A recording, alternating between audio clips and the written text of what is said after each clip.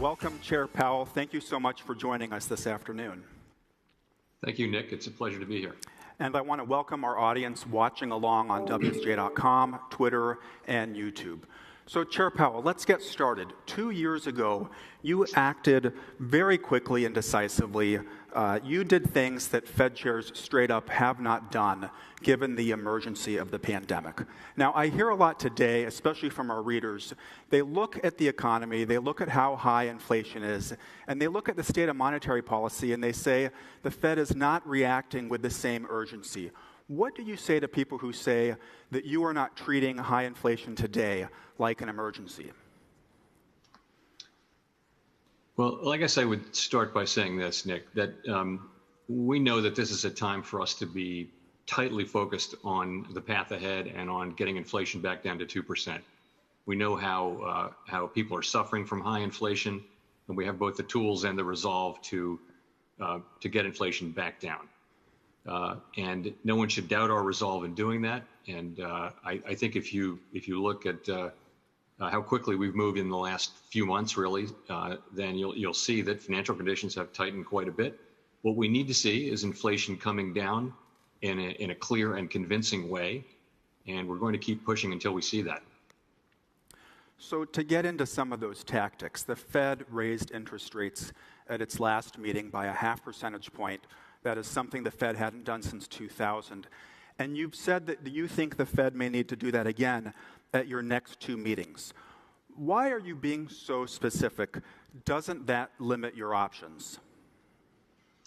Well, I didn't say, so we make the decisions at the meetings. What I said was a couple of things. First, I said that we decided to raise the federal funds rate, range for the federal funds rate by 50 basis points at the last meeting. We also said that we thought ongoing rate increases would be appropriate. And during the course of the meeting, it became clear that there was very broad support on the committee for having on the table the idea of doing additional rate increases of that magnitude at each of the next 2 meetings.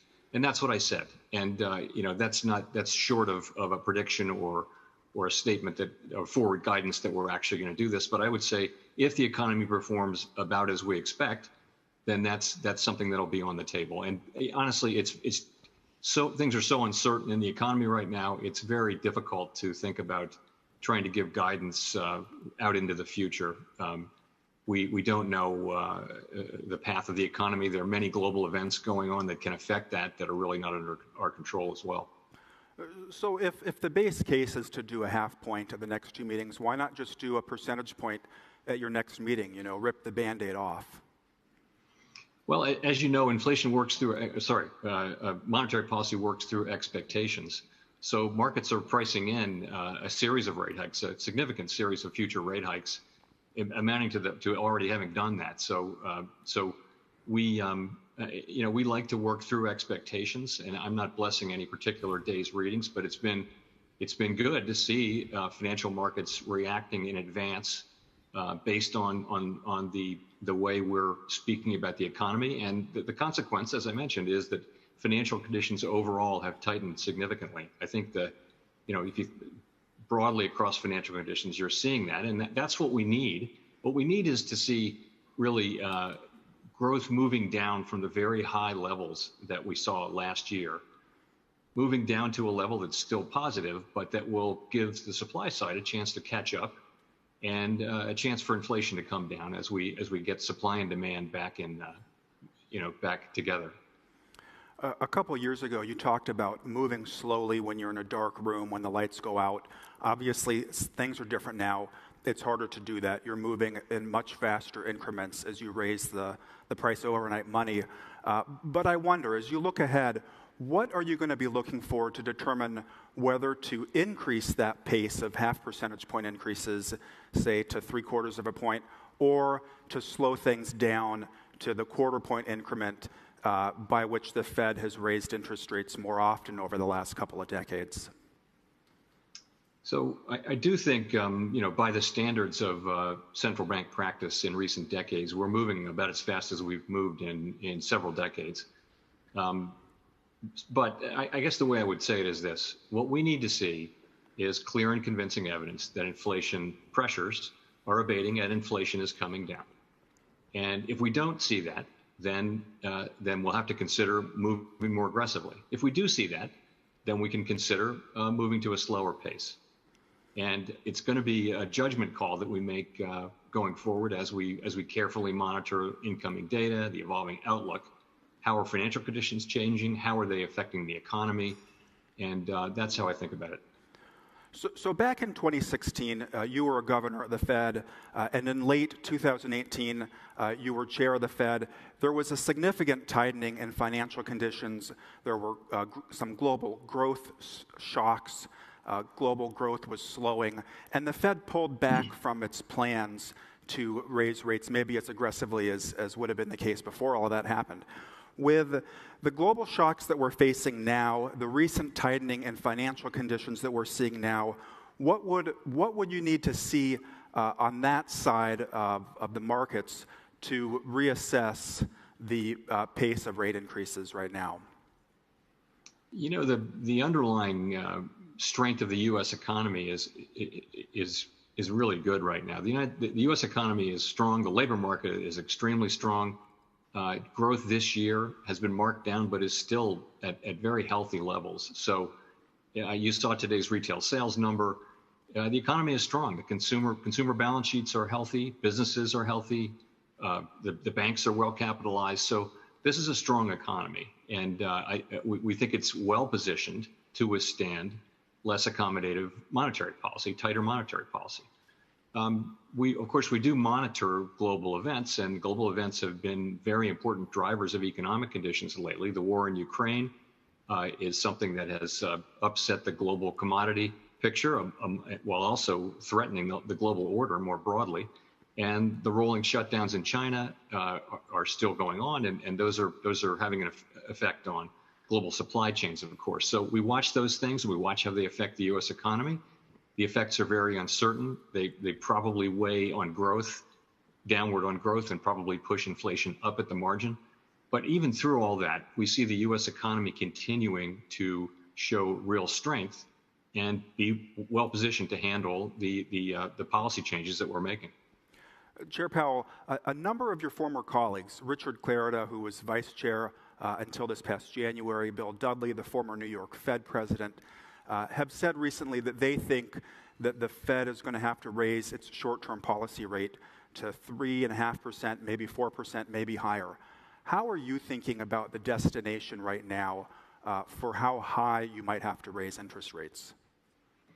So, as a policymaker, the way I'm thinking about it is that right now we're raising rates expeditiously to what we've been saying, to a more normal level, which is something that we'll reach maybe in the fourth quarter.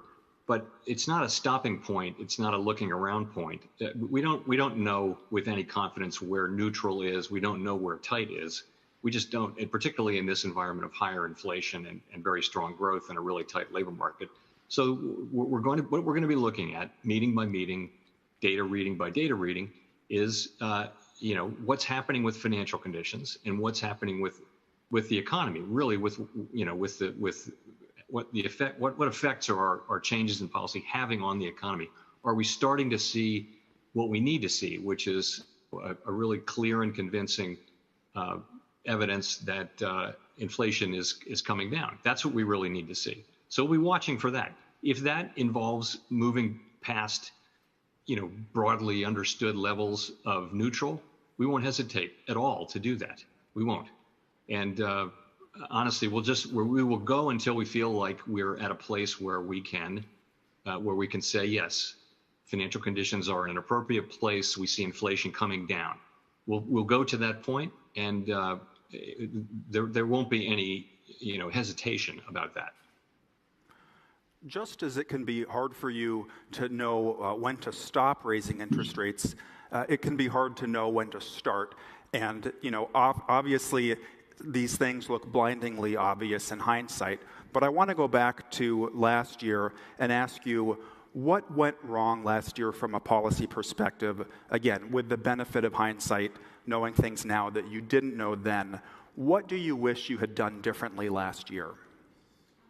So we have to make these decisions, and we do make them in real time based on what we know at the time. And so I would say, if you replay last summer, we had a real spike in inflation that began in March, April, May, June of last year. And then inflation came down month after month after month for about 4 months, anyway, through the end of the summer. So we were concerned because we saw inflation spreading more broadly, and because we didn't see supply chain issues improving. We didn't see labor force participation improving. So we had real concerns. But still, the incoming inflation data were kind of consistent with our story.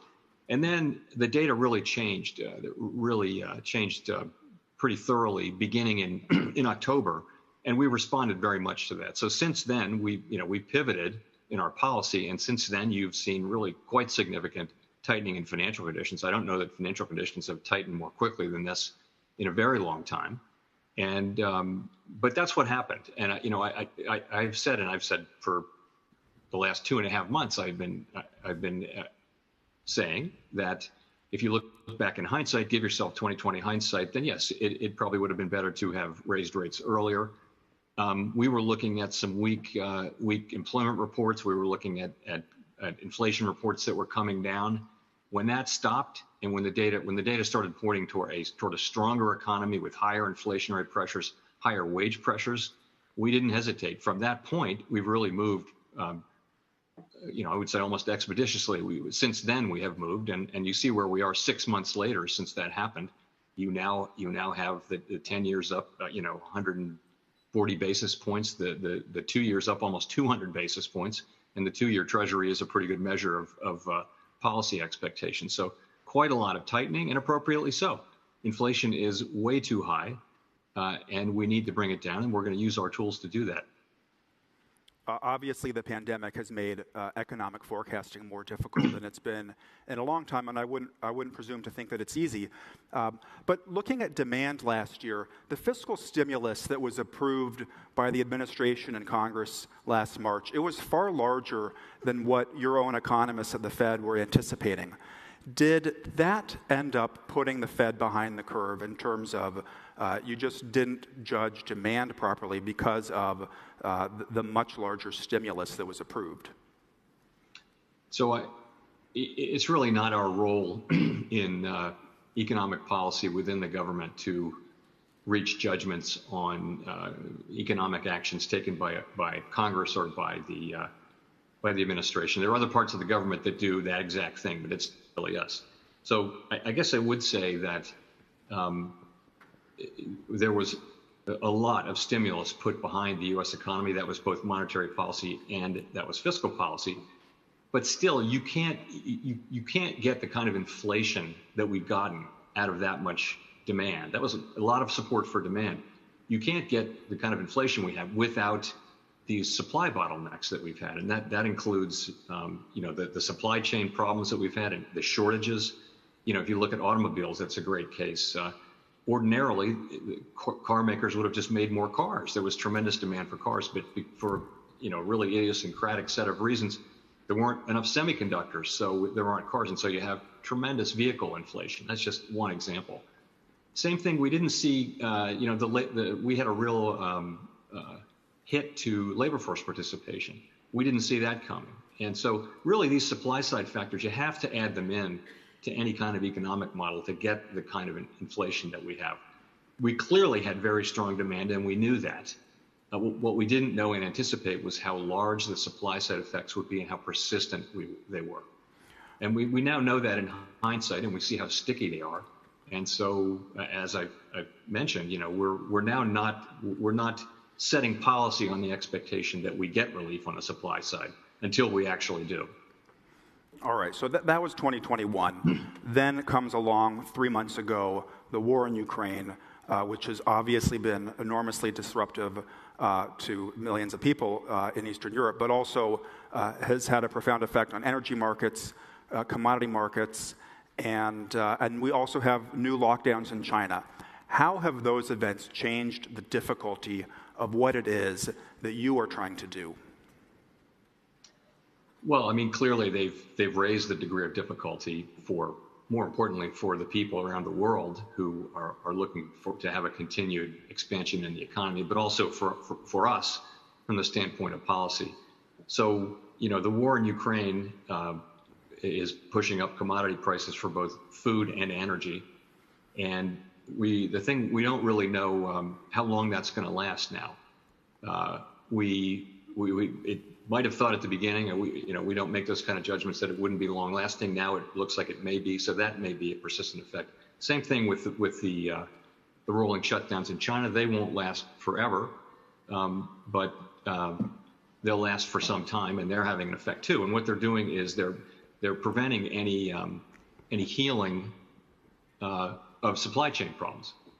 So that's going to make it harder for inflation to come down. And so really they've added to the degree of difficulty to what was already a challenging project. So we heard here before lunch from Barry Biffle, the CEO of Frontier Airlines.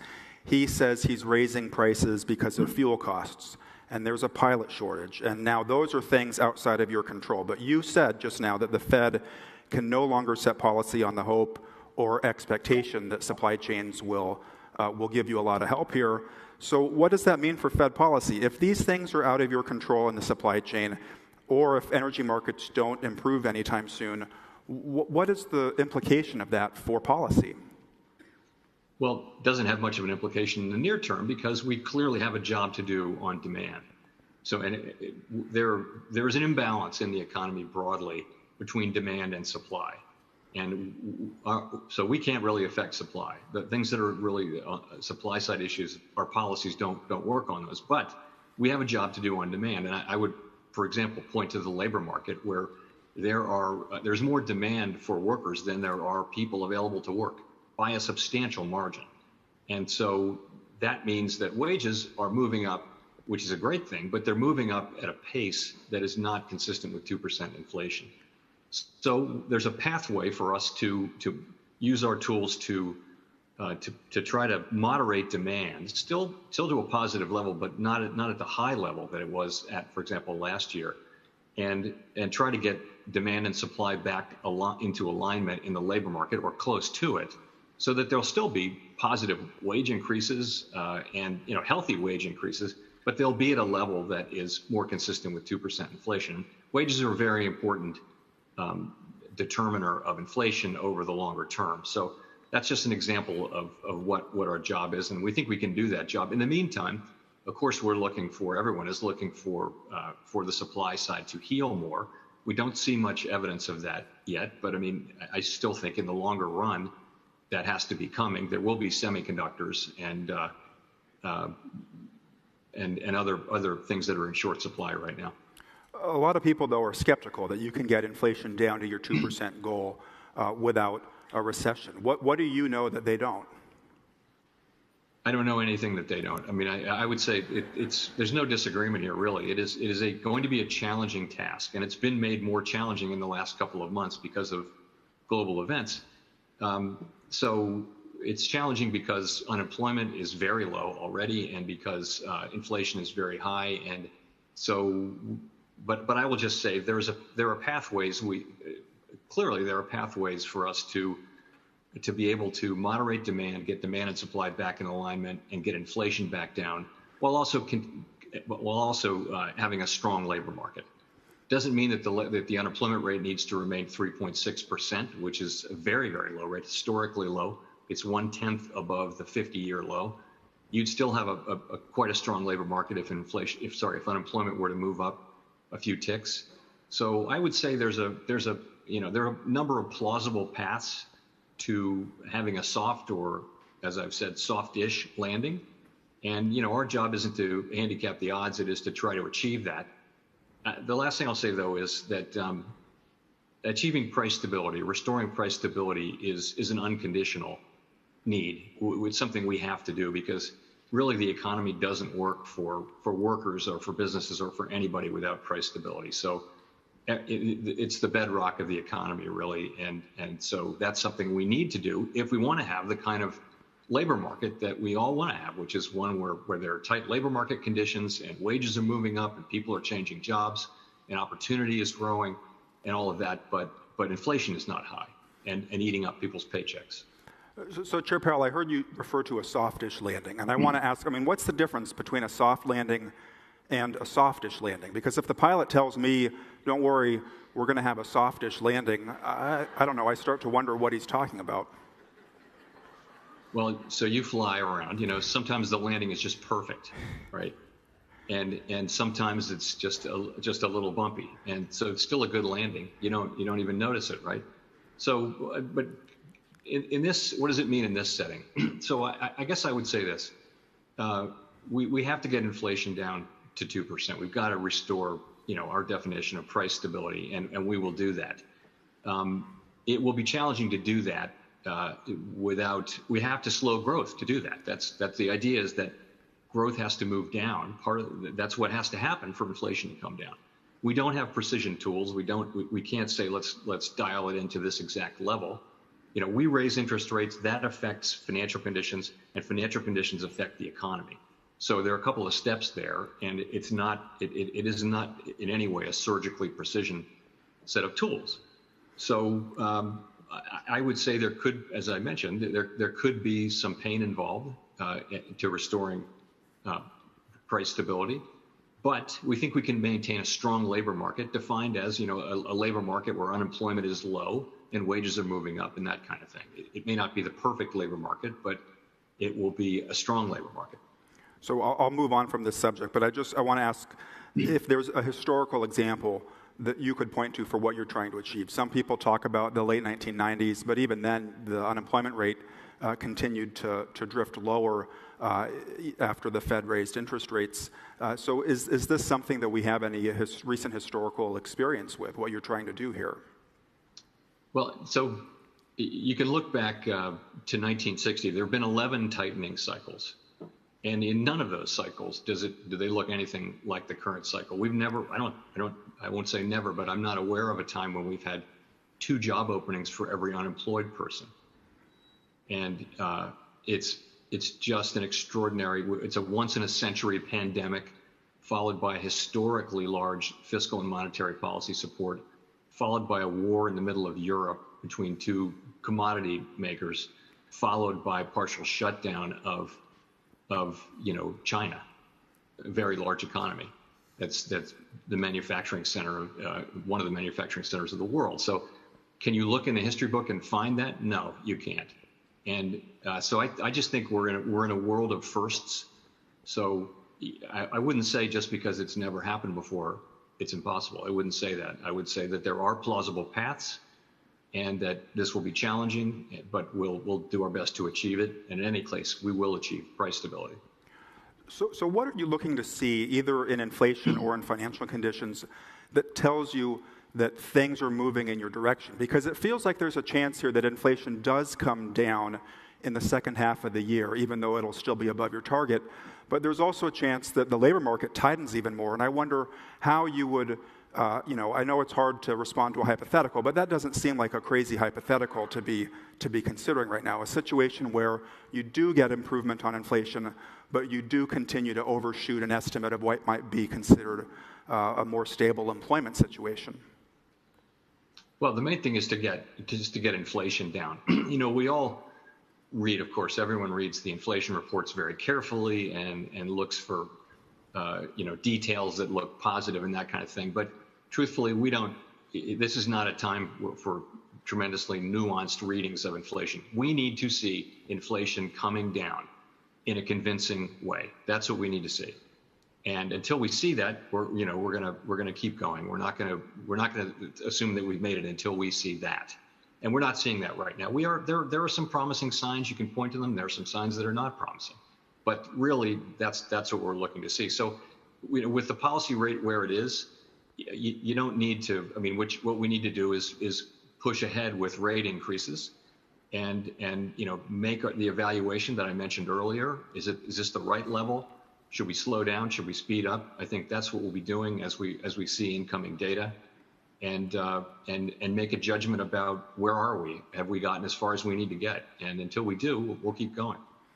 Now, a number of people have suggested to me that the one thing that might slow you down, or at least make this much more difficult, would be some kind of market cataclysm. And I wonder in part if that's why you're trying to be more transparent, not erratic, making sudden moves on your policy moves. But my question there is, where's your level of concern that financial stability and controlling inflation by raising interest rates, maybe a lot, might be fundamentally incompatible in that raising rates causes financial disruption but doesn't actually bring inflation under control? Where is your level of concern around that situation?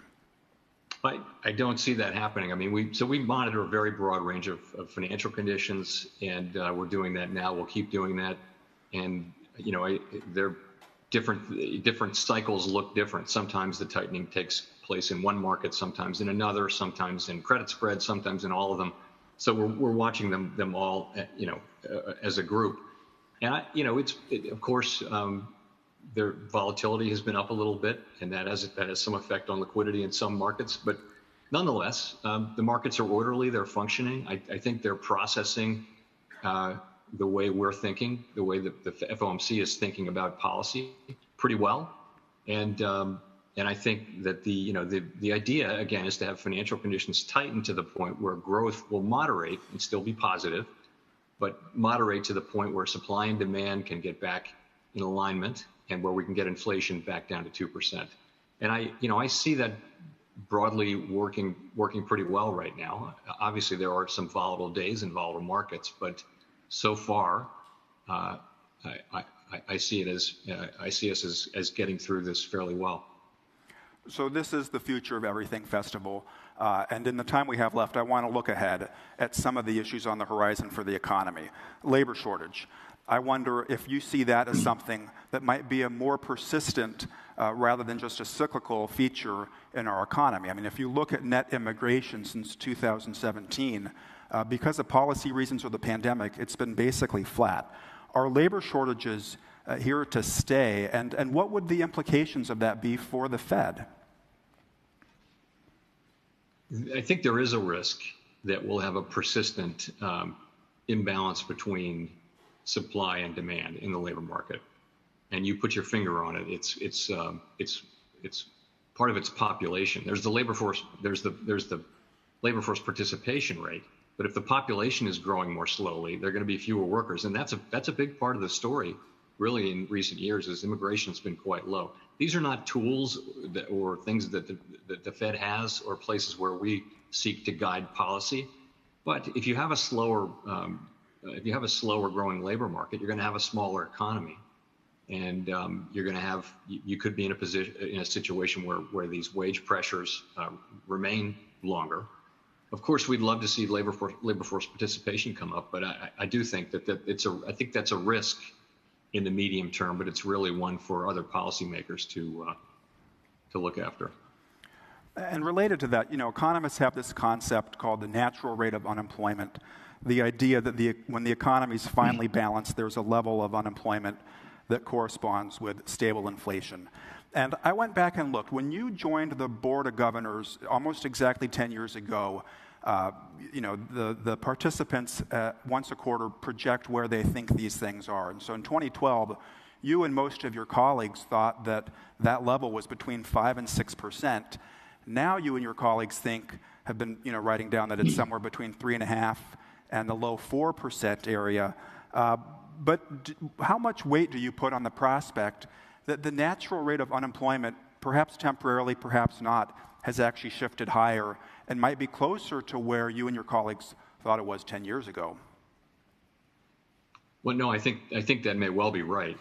I think there was a tremendous amount of turbulence in the labor market, and so in theory, the sort of matching function that is the labor market could be disrupted. People are changing jobs at all-time record rates, and there's just a lot going on. People are reevaluating their commitment to the labor force. So all of that points to a higher natural rate of unemployment. But the other thing that's clear, though, is that the effective natural rate can change pretty significantly over the course of an expansion, particularly a long expansion like the last one, where you finally had 3.5% unemployment and no sign of either wage or price inflation. But you had a couple of years there where unemployment was well below 4%, and you didn't see inflation. So that suggests that as that longest expansion in recorded U.S. history, 10 years and 8 months. As that went on, what you saw was matching getting better and better and better and more efficient, and the natural rate coming down. So right now, it feels like the actual unemployment rate is not the perfect. You have to think about where the natural rate is compared to today's employment rate, and it does appear to me that it's probably well above 3.6%. But it should shift down as this highly unusual time in our economy and in our labor market goes on. We should see that settling down, and we should see the natural rate declining, and that itself could reduce wage pressures and inflation pressures. Well, all things equal then, I mean, would you, as the chairman of the Fed, feel more comfortable today if the unemployment rate were a little bit higher, somewhere in the 4s instead of in the 3s? I'm never going to say that more people need to be out of work. I would love to see a labor market that's more in balance, and ideally that would start with the number of vacancies coming down, and that's one of the things that is vacancies and quits are at all-time highs, and that suggests a labor market that's out of balance, and there's more demand than there are workers. So I'd love to see people come back into the labor force, and we are seeing some of that. We'd like to see that continue, and we'd like to see the job vacancies level come down so that you're seeing supply and demand get back together, and the unemployment rate will shake out where it needs to be. It's as I mentioned, it's close to a 50-year low right now. Moving from sort of the post-pandemic labor market to the supply chain and inventory management, it seems much more possible than it did a year ago that we're going through a big shift in how businesses manage the supply chain, and the forces of the last 25 years that really helped central banks keep inflation low, businesses pricing an efficient supply chain now you might want resilience. You might want to source goods from multiple suppliers. That could embed higher costs. So what would be the implications for the Fed if we're going through some kind of regime shift where those forces that helped bring prices down over the last 3 decades are reversing now? So I do think you've had sort of a perfect storm of disinflationary forces for the last quarter century, and that's globalization, amplified by technology, its aging population, certainly in the Western democracies, and all of that and low productivity, that has all led to disinflation. And so some have been making the argument for years now that those forces were all going to flip.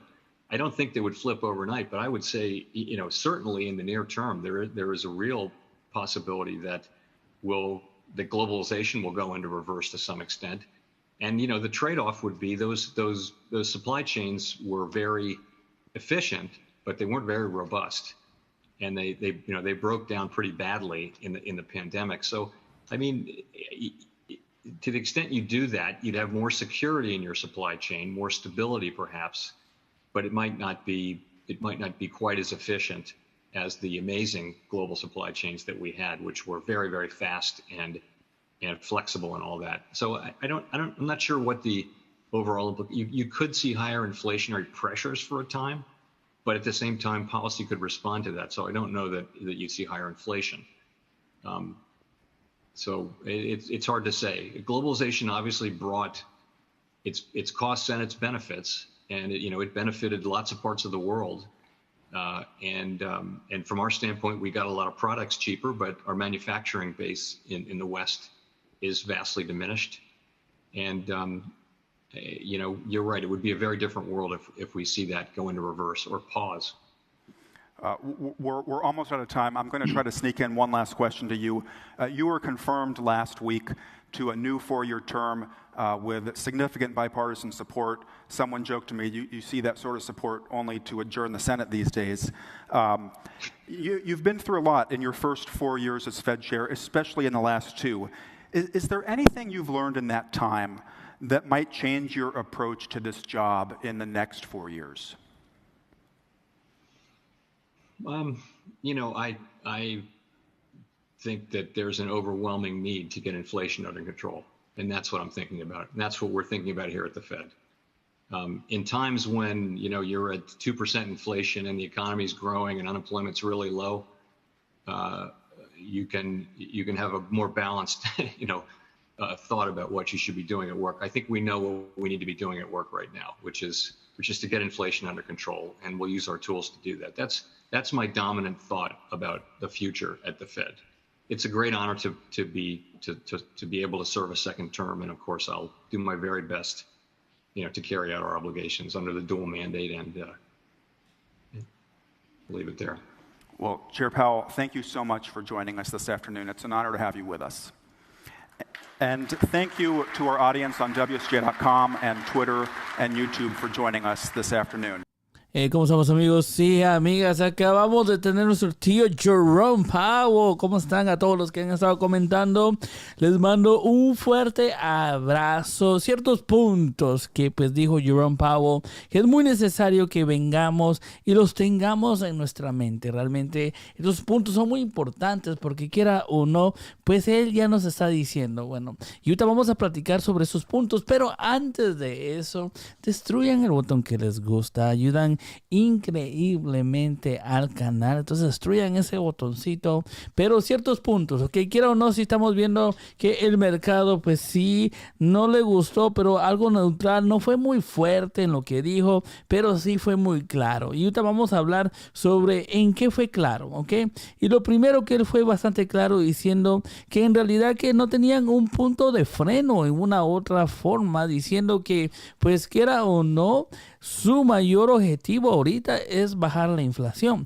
Entonces van a subir los intereses hasta que en realidad comience a bajar. Entonces, en pocas palabras, no están diciendo que van a detenerse a cierto, digamos, porcentaje, sino que cuando baje, ellos van a parar. Y esto, quiera o no, esto no le gustó mucho al mercado. Quiera o no, el mercado se sintió que tuvo una bajada cuando esto pasó, cuando él dijo que pues en realidad que no tenían un monto en mente de cuánto iban a subir los intereses, porque en realidad que los iban a subir hasta que la inflación pues bajara. Y esto no le gustó al mercado porque puedan subirlo pues bastante si es que la inflación pues ya se asentó, y ese es el miedo, que la inflación se haya asentado y pues quiera o no, ahí sea muy difícil que venga y comience a bajar. Y pues ahorita la Fed lo que nos acaba de decir en pocas palabras es que no van a dejar de subir los intereses hasta que ya vean esos inicios a que va a comenzar a bajar. Después de ahí realmente no dijo nada en realidad tan negativo como se esperaba, que estos son buenas noticias, aunque el mercado, quiera o no, si nos dimos cuenta cómo cayó un poco. Pero también dijo que este segundo término que él está, pues su mayor objetivo es bajar lo que son las inflación, ¿ok? Y esto significa, una vez más, pues hacer todo lo que puedan hacer utilizando lo que es todas sus herramientas. Y esto pues ya todos sabemos que la alta de la inflación. Lo bueno que no habló nada de Paul Volcker, ok, esto era algo que pues muchos temían. Habló sobre él el día de ayer y esto había mucho temor que podía decirlo, no lo hizo, pero en realidad que sí tenemos las perspectivas que siguen en el mismo plan. Él piensa que en este momento pues la economía de Estados Unidos es fuerte y puede aguantar podemos decir, una alza de los intereses, y estamos bien para poder hacerlo. Y que en realidad que en esos momentos pues no podemos ver la historia porque estamos, quiera o no, escribiendo nosotros nuestro propio libro, porque lo que estamos viviendo en el conflicto de Rusia y Ucrania, que son dos comunidades que pues quiera o no sí nos ayuda mucho. Lo que está viviendo China, que quiera o no pues son los fabricantes, son uno de los más grandes, y todo lo que está pasando con la pandemia, con lo que pasó con los estímulos, pues quiera o no que esto no le está ayudando a la inflación. Pero él indica que pues él sí intentará lo más posible hacerlo lo más cómodo posible, pero que sí su meta, la más enfocada, es bajar la inflación, y eso lo va a hacer usando sus herramientas. Pero al final de todo no estuvo tan mal. Yo creo que el mercado ya está agarrando un poquito más aire. Yo al final no me siento completamente para la alza, pero sí el mercado creo que se va a mantener neutral después de esto. Tampoco no le veo yo buenas noticias. Yo creo que nos dijo lo que ya nos habían dicho, lo que nosotros sabemos, pero tampoco nos quita la duda. Yo creo que al final de todo no me sorprendería si entre más ven esta entrevista, pues más inversores se comienzan a dudar más, porque sí fue muy claro que pues a qué nivel puedan subir los intereses la Fed, pues en pocas palabras dijo que hasta que la inflación caiga, ¿ok? Y esto puede ser niveles de intereses altos. En pocas palabras van a seguir subiendo 50 basis points, y si no funciona, sí dijo que pues si era necesario subir más los intereses lo iban a hacer, y pues en realidad pues yo creo que fue un poquito más claro. No tocó nada de 0.75 basis points, pero sí dijo que si era necesario iban a subir los intereses, y yo creo que muchos inversores cuando vean esto no les va a gustar, ¿verdad? Y porque también habló sobre subir los intereses hasta que la inflación bajara, que la Fed no iba a parar, y que en este momento no tienen un número en realidad en cual pues ellos puedan decir a qué momento van a parar, porque no van a parar hasta que la inflación baje.